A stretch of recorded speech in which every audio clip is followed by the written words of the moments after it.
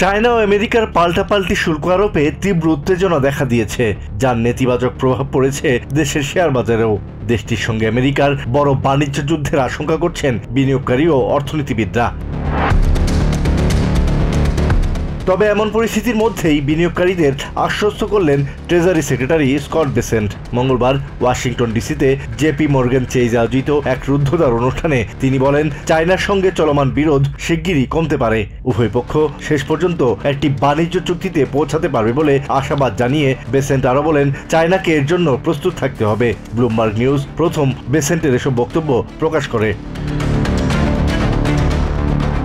পরে নিয়মিত সংবাদ সম্মেলনে হোয়াইট হাউসের প্রেস সেক্রেটারি ক্যারোলাইন লেভিট বলেন, চায়নার সঙ্গে সম্ভাব্য বাণিজ্য চুক্তি নিয়ে আমেরিকা খুব ভালো অবস্থানে রয়েছে বলে তাকে জানিয়েছেন প্রেসিডেন্ট ট্রাম্প ও তার প্রশাসনের কর্মকর্তারা চায়নার সঙ্গে একটি চুক্তির জন্য প্রস্তুতি নিচ্ছেন বলেও জানান লেভিট। হোয়াইট হাউসের মুখপাত্র আরও বলেন, শুল্ক নিয়ে অন্যান্য দেশগুলোর সঙ্গে আলোচনায়ও ব্যাপক অগ্রগতি হয়েছে। চলতি সপ্তাহে 34টি দেশের সাথে বৈঠক করেছেন বাণিজ্য সংশ্লিষ্ট কর্মকর্তারা। সুদের হার না কমানোয় ফেড চেয়ার জেরোম পাওয়েলকে নিয়ে প্রেসিডেন্ট ট্রাম্পের তির্যক মন্তব্য প্রসঙ্গে এক প্রশ্নের জবাবে লেভিট বলেন, ফেড চেয়ারের সমালোচনা করার অধিকার প্রেসিডেন্টের আছে।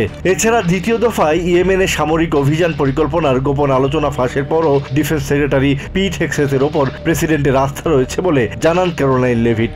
বিষয়টি নিয়ে তথ্য ফাঁসকারীরা মিথ্যা প্রচারণা চালাচ্ছে বলে অভিযোগ করেন তিনি। প্রেস সেক্রেটারি আরও জানান, ভ্যাটিকান সিটিতে পোপ ফ্রান্সিসের শেষকৃত্যে অংশ নেবেন প্রেসিডেন্ট। আগামী মে মাসে প্রেসিডেন্ট ট্রাম্পের মধ্যপ্রাচ্য সফরের সূচিও তুলে ধরেন হোয়াইট হাউসের press secretary. Asad real, TVN 24 news desk.